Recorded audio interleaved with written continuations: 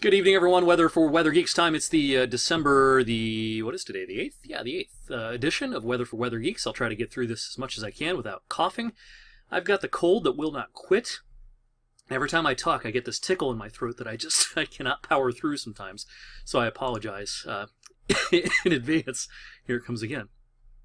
All right, what we're looking at here on this map is the temperature anomaly map for the first week, pardon me, of the month so far. It's been, of course, above average locally, maybe by not as much as you would think, because we've had some colder than average nights, and that kind of balances things out a little bit. But I do suspect as we go into early next week, after we get through the weekend, you're going to see a lot more red on this map across our part of the country. Some of these big-time anomalies up here in Canada will drift down this way, because we're going to be as much as 20 to 22, 23, 24 degrees above average for high temperatures over the course of the of the upcoming weekend. But the map overall does look pretty classic El Nino when you look back at Decembers and even winters as a whole in strong El Ninos. You get a map that looks very similar to this when you look back in history. So no big surprises. We expected this. This has been our December forecast since we put out the winter forecast back in late October and early November. So a warmer than average month is going to continue for probably the foreseeable future. December will go in the history books, no doubt, as a warmer than average month. Pardon me, here locally. Let me zip through this again. Fog last night got really thick in the late evening. When I drove home at 11:40 p.m., when I drove to Boardman, I could barely see the car in front of me. It was really dense. Tonight, I don't think it's as much of a problem across the region, but I think especially in the real low-lying valleys, the low-lying areas, there could be some locally dense fog, but I don't think it's as widespread of an issue as last night. And any fog that is out there tomorrow morning will burn off pretty easily by midday and into the afternoon, leaving us with another fairly cloudy day, although there can be some peaks of sun around lunchtime tomorrow.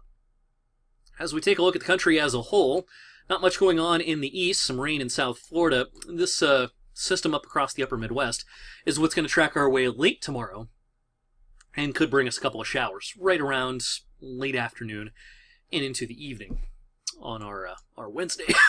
Pardon me.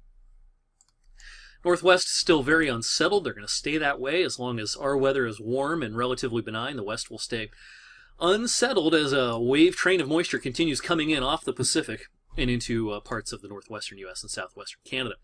Well, where's the cold? Well, it is cold up in Alaska and the northern territories of Canada, as you would expect. But overall, when you look globally at the northern hemisphere anyway, over the next several days, most of the real concentrated, intense cold is going to be on the other side of the pole, over in Siberia, where you see these green colors and even the color that should be pink that for whatever reason is not showing up. This is where the heart of the cold is. Some of it gets on the other side of the pole and into Alaska and into far northern Canada. But by Canadian standards, this air mass, again, is just not that cold for December. And as we go through the rest of the month, and maybe for a good chunk of the first half of winter, the most severe cold, the most concentrated cold, will probably remain on the other side of the pole. All right, back here at home. Tomorrow turns out to be a partly sunny day for a while, but then the clouds do thicken up, I think, in the afternoon. Here we are at 8 o'clock in the evening with maybe a shower here and there with this dying front pushing through. 1/10 of an inch of rain, that should about do it as far as rain tomorrow evening.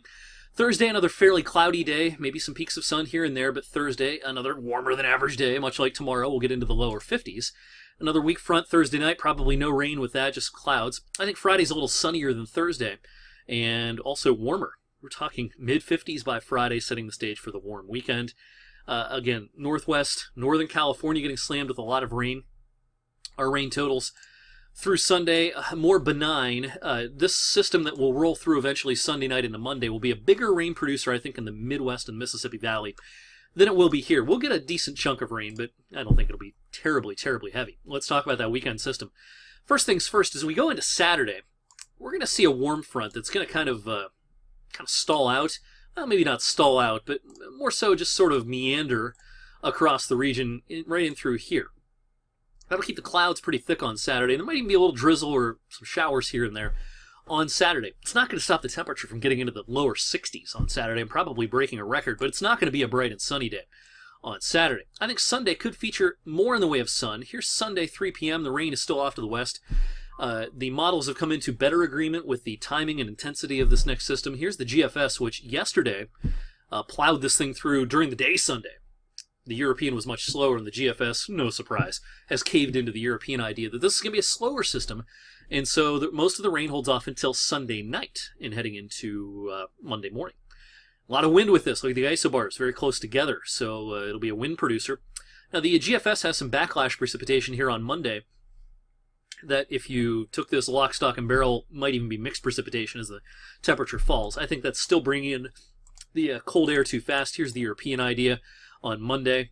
Still slower than the GFS, even though the GFS is trending towards the Euro. The European is still slower, and certainly it would be way too warm for any mixed precipitation on Monday if the European model were to have the upper hand. Well, this thing will roll through, whether it's the GFS or the Euro that has the timing right. This thing will roll through, and then next week will probably feature a couple of benign days during the middle of the work week. All right, our forecast for the weekend, 62 Saturday, 64 Sunday, both would be records. How often does it hit 62 or better from December 10th onwards in the month of December?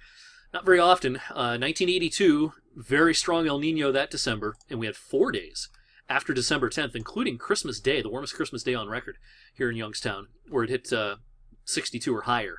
2008, we had a couple of days. Most recently, 2 years ago, back in 2013, we had 1 day in the last couple of weeks of December that was 62 or warmer.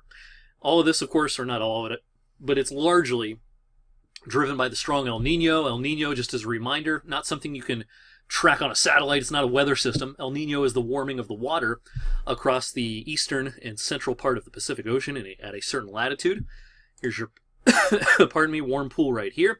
This influences weather patterns. The atmosphere and the oceans are very closely linked, and the oceans can make the atmosphere do some things. And when you have a strong El Nino like this, oftentimes, especially in December, you see a lot of warm weather across the eastern two-thirds of the country. We still expect this warmth to back off some during the second half of winter into late January and February. But until then, maybe past the new year and into the first week or two of January, don't see a lot changing in the large-scale pattern. There'll be some cold days here and there, even some snow here and there, but the large-scale pattern remains, I think, pretty warm into at least the first week or so of 2016. All right, thanks for watching the Tuesday night weather for Weather Geeks and putting up with my coughing. I'll see you tonight on 21 News at 11. Have a great night.